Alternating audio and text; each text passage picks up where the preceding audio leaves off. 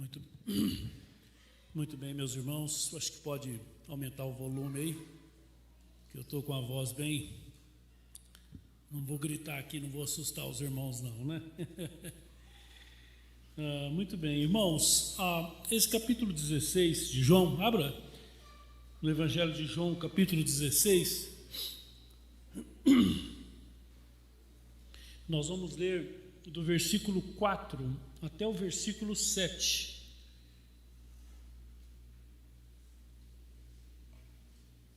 A porção que nós vamos compartilhar com os irmãos é do 4 ao 7.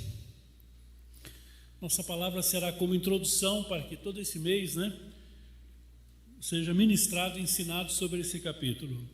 Vamos lembrar, o capítulo 15 é o capítulo que fala da videira.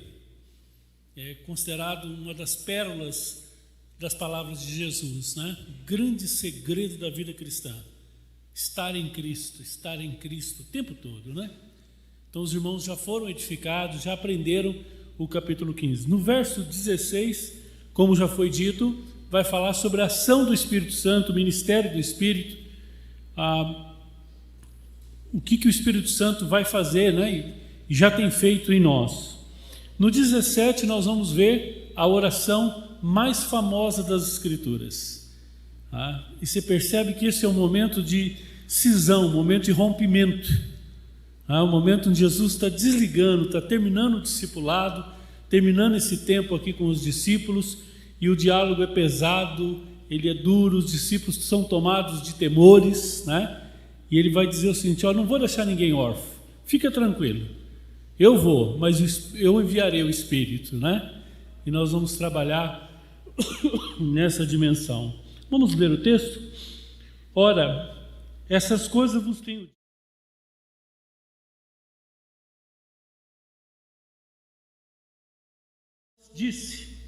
não disse desde o princípio, porque eu estava convosco, mas agora vou para junto daquele que me enviou, e nenhum de vós me pergunta: para onde vais? Pelo contrário, porque vos tenho dito essas coisas, e a tristeza encheu o vosso coração. Mas eu vos digo a verdade, convém-vos que eu vá, porque se eu não for, o Consolador não virá para vós outros. Se, porém, eu for, eu vou-lo enviarei. Aleluia. Mantenha sua Bíblia aberta. Nós vamos conversar nessa noite sobre o ministério do Espírito Santo. Vamos lembrar, irmãos, que o cristianismo ele nasce na revelação, dentro do processo de Deus com Israel.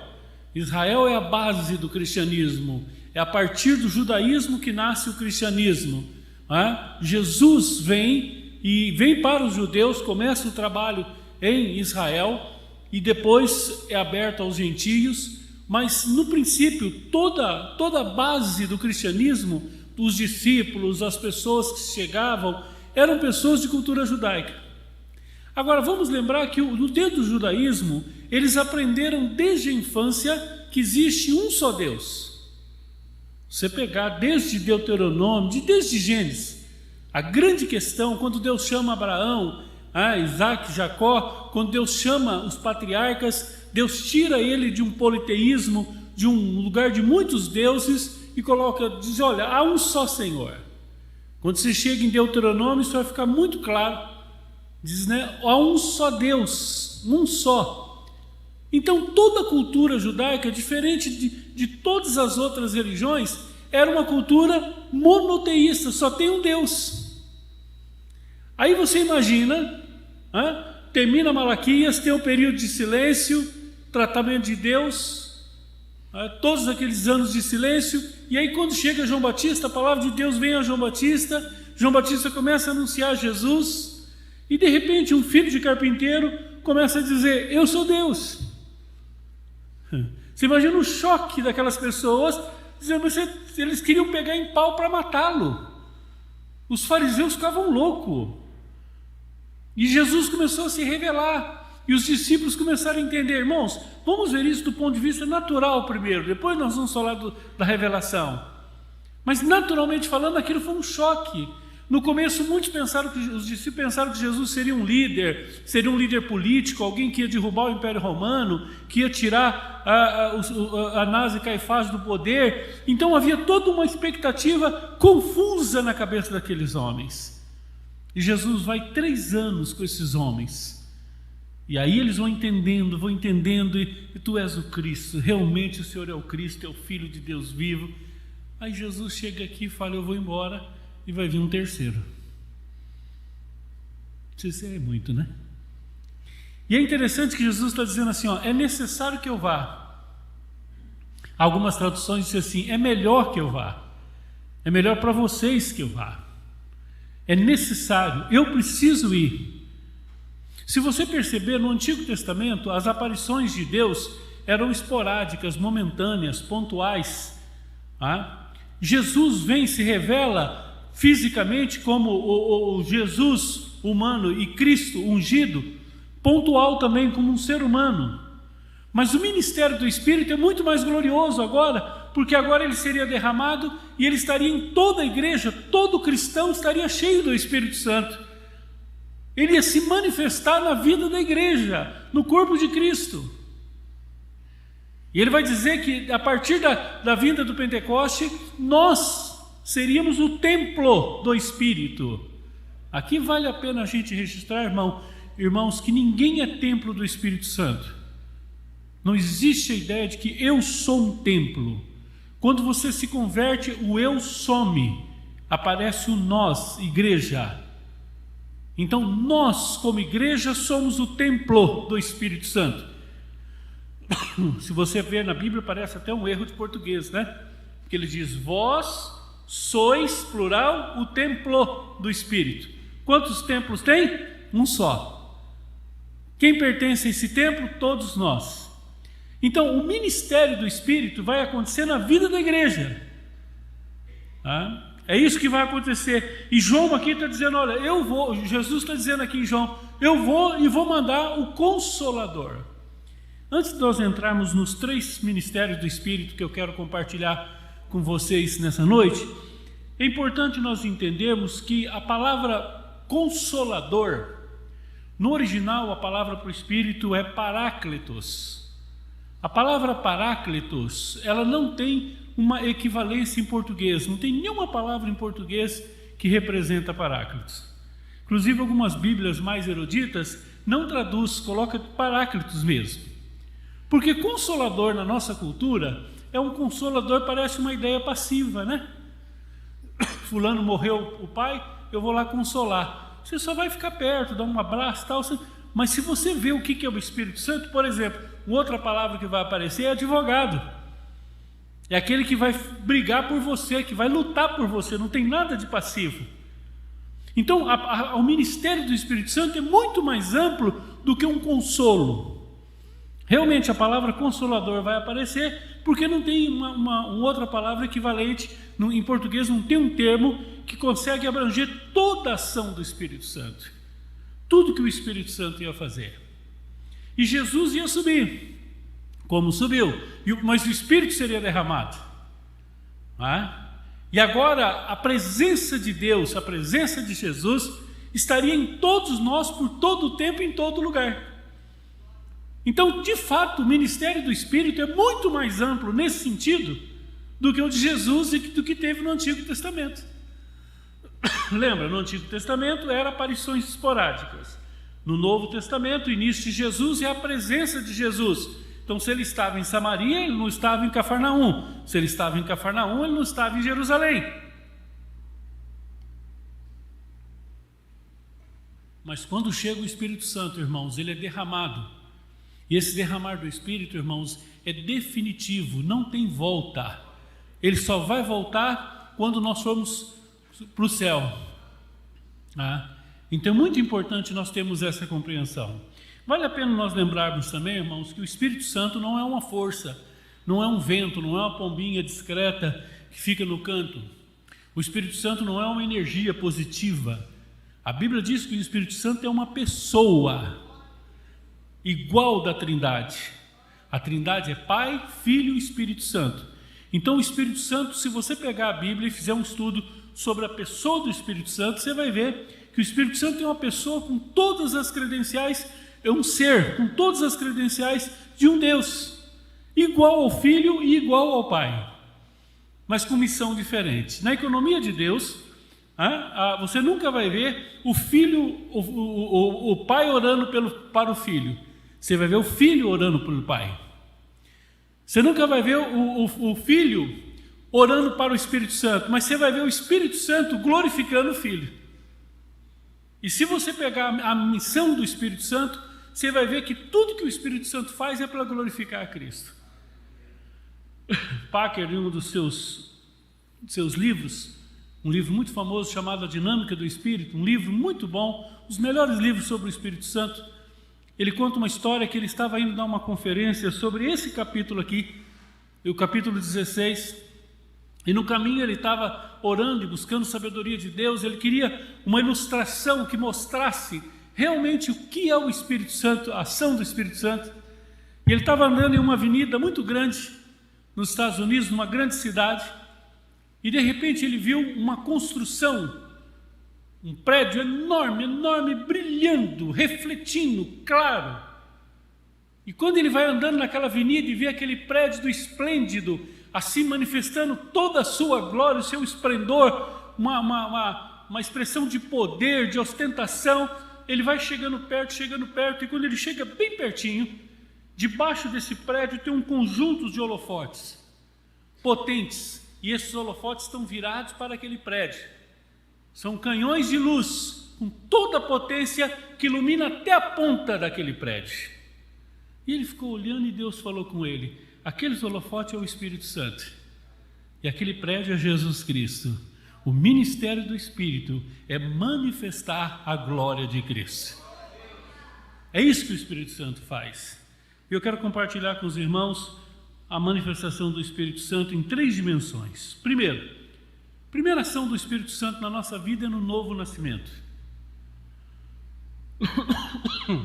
Vamos entender, irmãos, que não há conversão sem o Espírito Santo. Não há novo nascimento sem o Espírito Santo. Você vai entender lá na Bíblia que quando diz que nós nascemos da água e do Espírito. Então, nascer de novo já é uma obra do Espírito Santo. Mas eu gosto muito de ver quando o apóstolo Paulo fala sobre o plano de salvação em Efésios. Eu queria convidar você para abrir em Efésios capítulo 1. E nós vamos ver o plano de salvação. Um projeto, como se você entrasse no escritório de arquitetura, um escritório de engenharia, e tivesse lá no céu, e tivesse vários projetos, e você pegasse um projeto assim, eles ficam enrolados assim, e estaria escrito assim: projeto de salvação. Efésios capítulo 1, nós vamos olhar do verso 3 até o verso 14. Até o verso 14. Então aqui tem o plano da salvação, ou plano de salvação. Como que Deus operou a salvação em nós? Como que foi? Qual é a economia de Deus e o papel da Trindade na salvação? Esse é conhecido como um dos textos mais claros da evidência e da ação da Trindade. Não sei se você sabe, a palavra Trindade não tem na Bíblia. Você vai ver vários textos que mencionam, que manifestam a Trindade. Aqui é um desses. Então lembra, você entrou no escritório de arquitetura, de engenharia, tem um projeto lá, você pega aquele projeto, em cima está escrito assim, plano de salvação, ou projeto de salvação. E aí esse capítulo 1, do verso 3 ao verso 14. É interessante que tanto em português como no original, no grego, aqui não tem nenhum ponto, só tem vírgula. Esse aqui é um texto inteiro. É um dos maiores textos das Escrituras, não tem nenhum ponto final. John Stott, ao comentar esse texto, ele diz que isso aqui é uma corrente de ouro da ação de Deus. Você vai lendo, sucessivamente, e nós vamos fazer uma divisão mais ou menos assim. Capítulo 1 de Efésios, do verso 3 até o verso 14. Muito bem, do verso 3 ao verso 6 é a missão do Pai. Do verso 7 ao verso 12 é a missão do Filho. Do verso 13 ao verso 14 é a missão do Espírito, que nós vamos nos deter mais nessa noite. Então, você tem a missão do Pai, a missão do Filho e a missão do Espírito. Se você olhar a missão do Pai, a missão do Pai é predestinar, é projetar, é planejar. Então, Deus fez o projeto. É no coração de Deus que nasce o projeto da salvação. Ele cria o homem cai, abandona o Senhor, sai dos caminhos do Senhor, ele está perdido, e Deus toma a iniciativa do projeto da salvação. Então é o Pai que nos escolhe, é o Pai que nos chama, é o Pai que nos separa, é o Pai que busca o pecador. Então o projeto de salvação é feito pelo Pai. Então, se nós pudéssemos resumir em uma palavra, o Pai planejou. O Pai sonhou, o Pai desejou, e lembra que Deus é poderoso. Desejo de Deus é decreto. O que Deus tem vontade acontece, porque Ele é onipotente, Ele é soberano. Então Ele projeta a salvação. Eu quero chamar a atenção para um detalhe, que ele termina o verso 6, dizendo que o projeto de salvação de Deus foi para o louvor da sua glória e da sua graça, que Ele concedeu gratuitamente no amado. Então, se nós fôssemos resumir, o que o Pai fez? O Pai planejou a salvação para a sua glória. Lembra disso? O Pai planejou para a sua glória. O Filho é o executor. O Filho é que chama para si o processo da execução da salvação. É Ele que morre, é Ele que paga o preço, é Ele que vai redimir. É Ele que vai encarnar e vai para a cruz e vai morrer e vai verter o seu sangue para que o homem pudesse ser salvo. A remissão dos nossos pecados, a nossa salvação, o perdão dos nossos pecados só aconteceu de fato na cruz do Calvário. E se você ler os versos 7 até o verso 12, você vai ver toda a missão do Filho, no qual temos a redenção pelo seu sangue, a remissão dos pecados, segundo a riqueza da sua glória, que Deus derramou abundantemente sobre nós com prudência, desvendando-nos o mistério da sua vontade. Lembra, a sua vontade foi em cima. Jesus desvendou o mistério da vontade, né? Morrendo na cruz. Nele digo, no qual também fomos feitos heranças, escolhidos segundo o propósito daquele que fez todas as coisas. Olha o verso 12 agora, vai repetir o mesmo do verso 6. A fim de sermos para o louvor da sua glória, nós, o que de antemão esperamos em Cristo Jesus. Então, na economia de Deus, da salvação, o Pai planeja para a sua glória, o Filho executa para a sua glória. Tá, então o Pai desejou, o Filho já fez, e nós continuamos pecadores, não chegou em nós ainda. Quem que vai pegar essas duas verdades maravilhosas e depositar no nosso coração? O Espírito Santo de Deus. Então, a missão do Espírito na salvação. E é impressionante, quando você chega no verso 13, ele vai dizer, em quem também vós, depois que ouviste a palavra, o Evangelho vem pelo ouvir, por isso que precisamos pregar, por isso que precisamos mandar oferta lá para o Afeganistão, né? Paquistão, para tudo quanto é lugar. Depois que ouviste a palavra da verdade, o Evangelho da vossa salvação, tendo também nele crido. Então agora, tudo isso é ação do Espírito, tá, gente?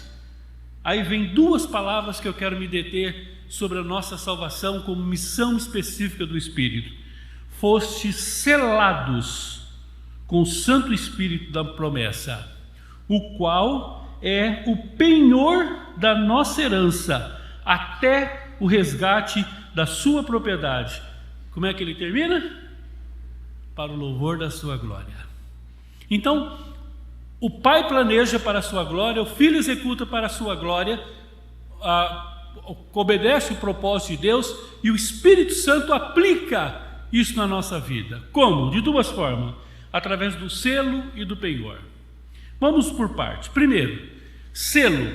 O que significa selo? Nessa época, irmãos, selo era selo de propriedade, selo de dono.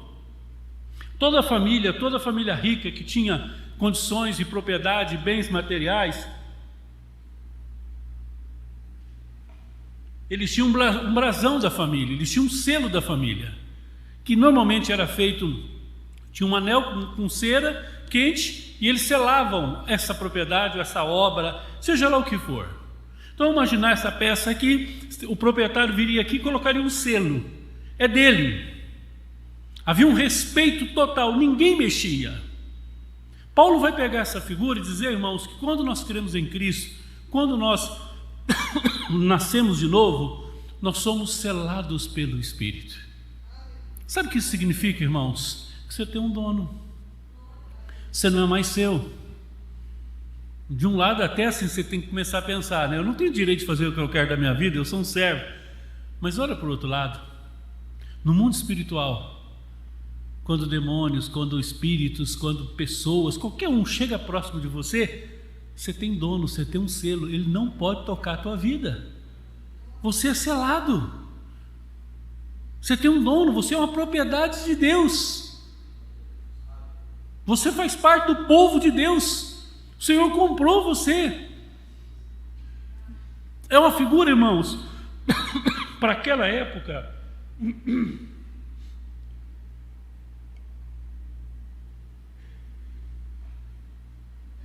muito significativa. Você podia chegar num porto, em algum lugar, numa alfândega, e tinha qualquer coisa que, se ela tivesse um selo, ninguém mexia, só o dono. Eu queria muito que nessa noite você saísse daqui com convicção: ninguém pode tocar na tua vida, porque você é uma propriedade exclusiva de Deus. Você é selado. Mas há uma outra figura muito rica, que é o penhor da vossa herança. O penhor da vossa herança é que também era uma linguagem comercial, que quando tinha uma peça de muito valor, uma pessoa que tinha um nome, uma pessoa que tinha um respeito, que tinha uma história, ele vinha, ele pagava parte, obviamente que já era selado, e depois ele vinha buscar. Então, o penhor era a garantia de que, além de aquilo já ter sido vendido, aquilo tinha um dono que viria buscar um dia. Eu não sei se você está entendendo. O que Jesus está dizendo, irmãos, é que esse selo, ele é um penhor, e que um dia o Senhor voltará para te buscar, para me buscar. Nós não ficaremos aqui. Isso é certeza, irmãos. Isso não é uma possibilidade. Isso não é é certeza que o Senhor vai fazer isso. E sabe quem que sela? Sabe quem que paga o penhor? É o Espírito Santo de Deus. É uma obra do Espírito Santo na nossa vida. É a garantia de que nós temos, que somos filhos de Deus. Mas há um segundo ministério do Espírito, e eu quero te convidar para abrir em 2 Coríntios capítulo 3. Hoje nós estamos fazendo um sistema um pouquinho diferente, né? Um pouco de abrindo a Bíblia, indo para outros textos. Normalmente eu não faço assim, né? É um pouco diferente. 2 Coríntios capítulo 3, nós vamos ler os versos 7 e 8. Eu gosto muito desse texto, e ele fala do ministério do Espírito Santo na santificação. Lembra que o Espírito Santo já te regenerou, o Espírito Santo já te deu vida nova, o Espírito Santo já te selou, você é o penhor, está pago, você já é dele. Só que você ainda é um pecador, você tem muitos defeitos, você tem muitas fraquezas, tem muita coisa que você veio do mundo. Tem hábitos, tem atitudes pecaminosas, tem traumas, tem muita coisa que Deus precisa tratar da tua vida. Lembra que a gente sempre já falou aqui algumas vezes, né? O Senhor te ama muito para te aceitar do jeito que você é, mas Ele te ama tanto que Ele não quer deixar do jeito que você está. Ele quer transformar a tua vida. E olha o que diz o verso 7. E se o ministério da morte, gravado com as letras em pedras, se revestiu de glória a ponto dos filhos de Israel não poderem fitar a face de Moisés, por causa da glória do seu rosto, ainda que desvanecente, não será de maior glória o ministério do Espírito? Porque se o ministério de condenação foi glória, em muito maior proporção será glorioso o ministério da justiça. Porquanto, na verdade, o que outrora foi glorificado nesse respeito já não resplandece diante da atual sobre excelente glória. Porque se o que está se o que se desvanecia teve sua glória, muito mais glória tem agora o que é permanente. Irmãos, esse texto está fazendo uma analogia entre a lei e a graça, entre o ministério do Antigo Testamento da lei e o ministério do Espírito da graça de Deus. O ministério do Espírito é o ministério da graça, é a ação da graça de Deus, é a manifestação da graça feita através do Espírito. E o ministério do Antigo Testamento da lei, a lei mata. Você já viu esse texto que diz, a lei mata, mas o Espírito vivifica? Muita gente usa esse texto de forma errada, né? Achando que isso aqui quer dizer que não é para estudar, né? Não tem nada a ver, né? Aqui está dizendo o seguinte, que a lei só pode produzir morte, porque a lei não tem vida. É só o Espírito Santo que produz vida, só Ele que pode vivificar, só Ele que pode fazer isso. Olha o verso 6, o qual nos habitou para sermos ministros de uma nova aliança, não da letra, mas do Espírito, porque a letra mata, mas o Espírito vivifica. Então, quando você nasce de novo, o Espírito Santo de Deus começa a manifestar, o ministério do Espírito é manifestar a vida dele em você. É de maior glória. Eu gosto muito quando Pedro termina o seu sermão, ele reverte todo aquele mover à ação do Espírito Santo. Ele diz, irmãos, essa hora aqui, ninguém está bêbado, mesmo aquele que gosta de beber, uma hora dessa não estaria bêbado ainda. Isso aqui é uma ação do Espírito Santo, é Deus que está fazendo. Vamos dar uma olhadinha no verso 17 e 18 desse texto ainda. Ora, o Senhor é Espírito, e onde há o Espírito do Senhor há liberdade. E todos nós, como rosto desvendado, contemplando como por espelho a glória do Senhor, somos transformados de glória em glória por sua própria imagem, como pelo Senhor, o Espírito. Então, o que o Espírito Santo vai fazer com aqueles que são chamados? Com você e comigo? Ele vai começar a nos transformar. Ele vai começar a produzir vida em nós. Vai começar a nos dar um processo que nós chamamos de santificação. Nós somos transformados de glória em glória. O Senhor vai te transformando, te transformando. É o ministério do Espírito. Gálatas 5, 6. Esse texto é muito conhecido também. Gálatas 5, 16, melhor. Na verdade, o texto todo ele vai do 16 ao 26, né? Ele diz, digo, porém, andai no Espírito e jamais satisfareis a concupiscência da carne. Aqui, irmãos, nós temos que entender que uma pessoa cheia do Espírito Santo, ela vai ter facilidade de vencer a carne. Uma pessoa vazia do Espírito Santo vai ter dificuldade de vencer a carne. Lembra que é uma questão de se encher do Espírito, de você estar sempre se enchendo. Não vos embriagueis com vinho, mas enchei-vos do Espírito. E aqui está dizendo que se você anda no Espírito, você vai ter poder para lutar contra o pecado. Uma das grandes ações do Espírito Santo na nossa vida, irmãos, é nos capacitar para a gente vencer o pecado. Um homem sem o Espírito Santo, estar cheio do Espírito Santo, o pecado tem muita força na vida dele. E você vai ver isso sendo tratado aqui de uma forma muito clara. Olha o verso 17. Ele vai explicar essa lógica. Porque a carne milita contra o Espírito contra a carne, porque são opostos entre si, para que não façais o que porventura seja do vosso querer. Ele só vai ter uma força dentro de você. O Espírito vai querer as coisas do Espírito, a carne vai querer as coisas da carne. Se você estiver cheio do Espírito Santo, você vai vencer. Se você estiver andando no Espírito, né? Se sois guiados pelo Espírito. E eu gosto quando ele vai depois fazer a lista, né?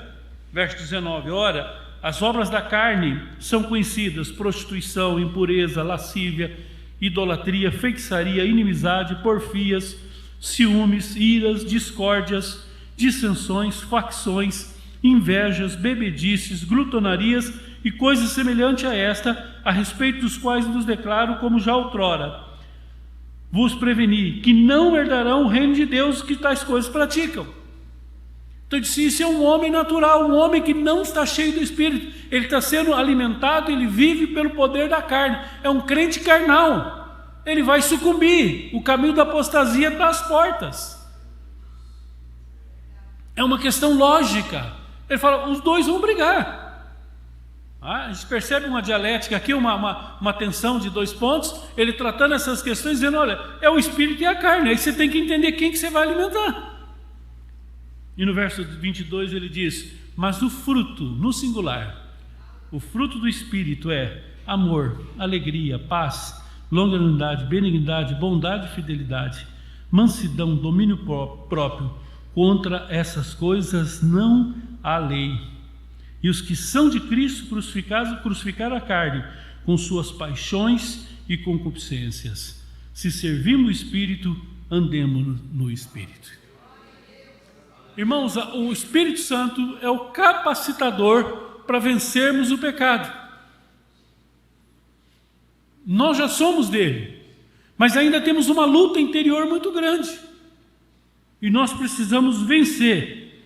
E como que nós vencemos? Na carne? Essa semana eu estava conversando com um pastor que tem uma história de mais de 40 anos em uma denominação que entrou por um caminho muito legalista, e nós estávamos falando da graça, e ele disse para mim, eu sei o que é tentar vencer o pecado pela força da lei, da carne. A gente não consegue, você vai até uma altura, depois você cai. Pelo poder da carne, pelo poder da nossa força, nós não conseguimos. Mas irmãos, quando estamos cheios do Espírito, é natural. Deus faz. É por isso que Jesus disse que o Espírito Santo viria e faria essa obra em nós. Em último lugar, irmãos, eu quero falar sobre a ação do Espírito Santo no serviço da igreja, no ministério. Atos 1:8. Permanecei, pois, em Jerusalém, até que do alto sejais revestidos de poder, e sereis minhas testemunhas. Irmãos, o poder para servir a Deus, o poder para você viver a vida da igreja no serviço, nos dons. Os dons só são possíveis mediante a ação do Espírito Santo. Deixa eu dizer uma coisa para você, todos os dons na Bíblia, eles são carismáticos. O que significa carismático? Caris é graça, mático é do Espírito. Então todo ministério, pregação, oração, louvor, serviço, tudo que você faz na igreja, só é possível fazer se for pela força do Espírito Santo. Naturalmente, irmãos, nós somos egoístas, nós não temos disposição nenhuma de servir. Naturalmente, nós não vamos servir a igreja. Naturalmente, nós só vamos ser servos de Cristo, servindo a igreja, se nós estivermos cheios do Espírito Santo de Deus. Eu tenho certeza que o estudo desse capítulo de João 16 vai nos enriquecer. E nós precisamos seguir aquele conselho de Paulo. Não vos embriagueis com vinho, mas enchei-vos do Espírito. Enchei-vos do Espírito. Vamos ficar em pé e vamos orar.